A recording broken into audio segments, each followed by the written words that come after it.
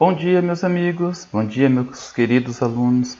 Estou aqui para gravar uma breve síntese dos conhecimentos e da filosofia de Nietzsche, um filósofo alemão, ok? Então vamos entender um pouquinho sobre ele. Nietzsche viveu na segunda metade do século XIX, no reino da Prússia, atual Alemanha. Ele foi um filósofo, foi crítico literário, foi escritor, poeta, compositor. E a base filosófica de Nietzsche é a afirmação da vida, que envolve questionamento de qualquer doutrina que drene a expansiva de energia, não importando quão socialmente predominantes essas ideias poderiam ser. Entre as principais ideias estão o perspectivismo, a vontade de poder, a morte de Deus, o novo homem ou o super-homem, ou o além-homem também, né? E o eterno retorno. Então Nietzsche foi um escritor, um filósofo muito prolixo, escreveu muita coisa, é muito estudado e debatido até nos dias de hoje, inclusive por causa da sua crítica radical. Vamos entender a contradição de Sócrates. Sócrates, filósofo grego do século 5 a.C., foi bastante criticado por Nietzsche. Segundo a visão de Nietzsche, Sócrates ele errou em vários aspectos. Para o filósofo, a metafísica iniciada por Sócrates teria embotado a vida humana em nome de um transcendente, de uma verdade que estaria no além do mundo material. Antes de Sócrates, Nietzsche considerava que havia uma intensa criatividade entre os gregos. Ao iniciar a ideia da verdade do conhecimento transcendente, Sócrates teria degenerado a cultura do Ocidente. Na visão de Nietzsche, os gregos eles conseguiam ter mais liberdade, mais vivacidade, conseguiam curtir muito mais a vida. Depois que Sócrates colocou a verdade transcendente, ou seja, a ordem para o mundo grego, os gregos perderam essa criatividade, perderam essa beleza de viver a vida. E ele coloca que a vida ela tinha dois critérios, onde ele faz uma referência aos deuses gregos Dionísio e Apolo, ou seja, a versão apolínea e a visão dionisíaca. Como vocês podem ver nas imagens, no slide, né? Apolo, deus da beleza, ele representava a ordem, o equilíbrio, a harmonia, as regras. Já Dionísio representava a embriaguez, o caos, o exagero. E um depende do outro para que o homem possa viver a vida em plenitude. Portanto, vamos prestar atenção no texto. A força apolínea, que representava a ordem, dependia da força dionísica, que representava a embriaguez e o caos. Elas se completavam. Romper com essa movimentação era separar o ímpio do pio, o bem do mal. Ou seja, era corromper a própria vida. A força apolínea não tinha como existir sem a força dionísica. Então, o caos ele precisa da ordem e a ordem precisa do caos. O homem só é completo se ele puder fazer a sua extravasação, pudesse extravasar vez ou outra, segundo a visão de Nietzsche. A crítica aos valores. Vamos entender a crítica radical de Nietzsche aos valores da nossa sociedade. Segundo o autor, todos os sociólogos e filósofos até ele estavam errados de alguma forma. Para Nietzsche, moral e razão integravam uma espécie de psicologia humana que deveria ser pensada. A moral informava a condição cultural, enquanto que a razão dizia respeito aos avanços materiais, civilizacionais, concretizados no mundo material. Considerar o binômio cultural e civilização era entender a própria condição humana. Para o contexto grego clássico, o binômio apolíneo-dionísico, ou seja, o trágico, representava a grandeza humana. Para o filósofo, o trágico seria o paralelo entre a ordem e o equilíbrio, e o caos e a embriaguez, o desequilíbrio, a desarmonia. Isso fazia a grandeza humana.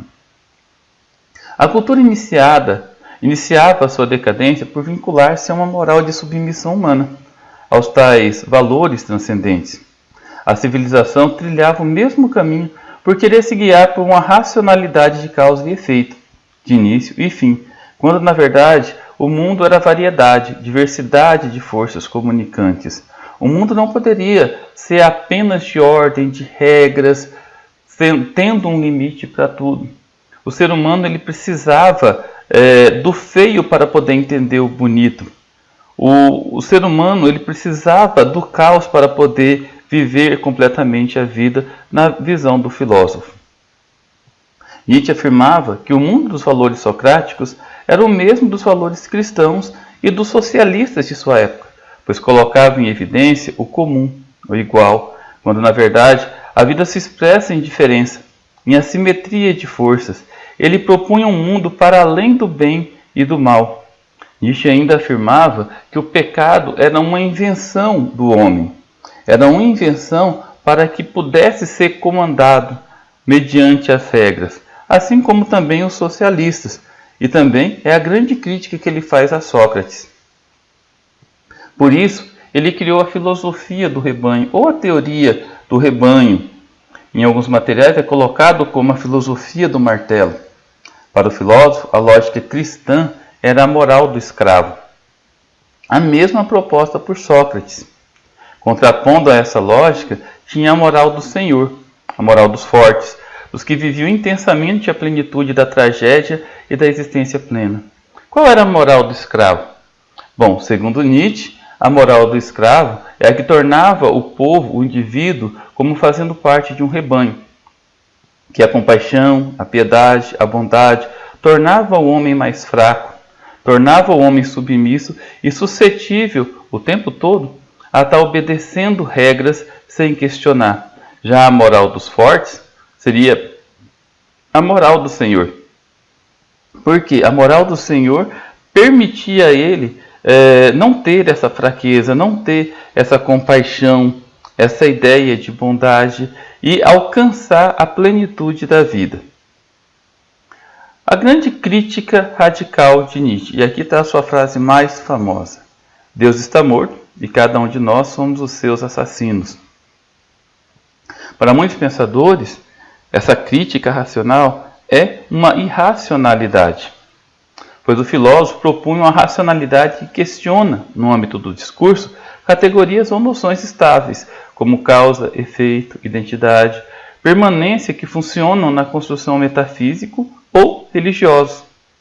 O filósofo salienta que o discurso científico, levado às últimas consequências, deveria assinalar a própria morte de Deus, porque Deus seria uma entidade sobre-humana que legisla, que cria leis, uma moral aos homens.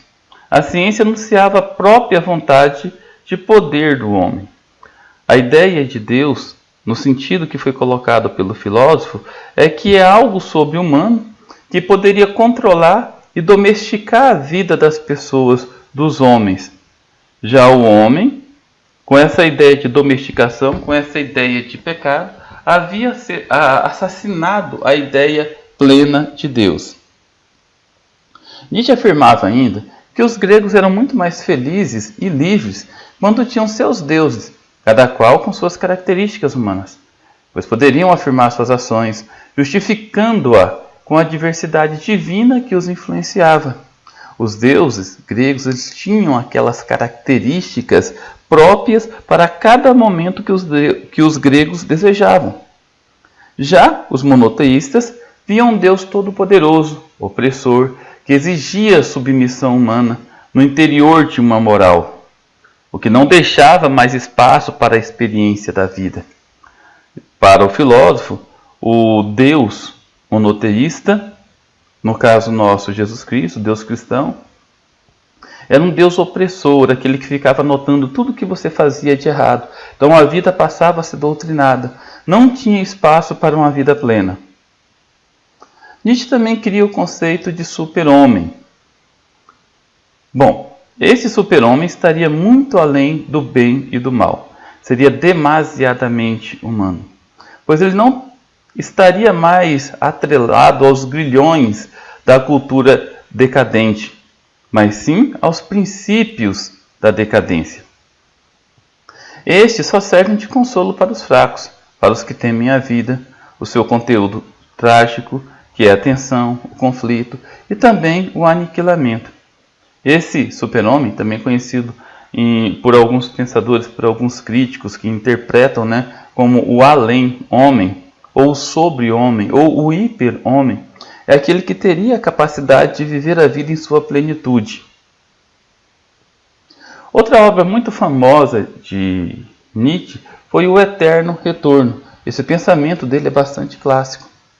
O aniquilamento, como nós vimos no slide anterior, não é o fim na visão de Nietzsche, mas uma oportunidade de retorno, de recriação, de reordenamento das potências e do surgimento da continuidade da vida. Nós podemos traduzir o aniquilamento como o fundo do poço, a depressão, um grau bastante elevado de ansiedade, os desencantos da vida. E quando você chega nesse ponto, o que retorna para você? Apenas retornar por cima, dar a volta por cima. Não há um estancamento da vontade de potência, portanto, não há um fim. O que existe então é um eterno retorno. A figura que vocês estão vendo no slide, o Ouroboros, representa a eternidade, ou seja, o eterno retorno. Bom, para terminar essa síntese, vamos entender um pouquinho da escrita e do filósofo. A produção de Nietzsche é prolixa, envolvendo desde textos acadêmicos, aforismo, até produção poética. Percebe-se uma grande influência de Schopenhauer no que diz respeito às críticas radicais, desde a religião, a metafísica e as ciências. Nietzsche também sofreu influência de Kant, de Hegel e também dos poetas clássicos como Sócrates, Platão e Aristóteles. Eu coloquei para a gente poder dar uma breve analisada algumas frases de Nietzsche. Essas frases foram retiradas da internet e está citado logo abaixo de cada slide o local da onde eu tirei as frases. Ninguém pode construir em teu lugar as pontes que precisarás passar para atravessar o rio da vida. Ninguém, exceto tu, só tu. Existem, por certo, atalhos sem números e pontes e semideuses que oferecerão para levar-te além do rio. Mas isso te custaria a tua própria pessoa. Tu te hipotecarias e te perderias. Existe no mundo um único caminho por onde só tu podes passar. Onde leva? Não perguntes. Siga-o. Você tem o seu caminho. Eu tenho o meu caminho. Quanto ao caminho exato, o caminho correto e o único caminho, isso não existe. Fé significa não querer saber o que é a verdade. O amor à vida é quase o contrário do amor a uma vida longa. Todo amor incide sobre o instante ou sobre a eternidade, e não sobre o tempo no qual a vida perdura. A arte existe para que a verdade não nos destrua. Quanto mais me elevo, menor fica aos olhos de quem não sabe voar. O que não provoca minha morte faz com que eu fique mais forte. Pessoal, é isso aí.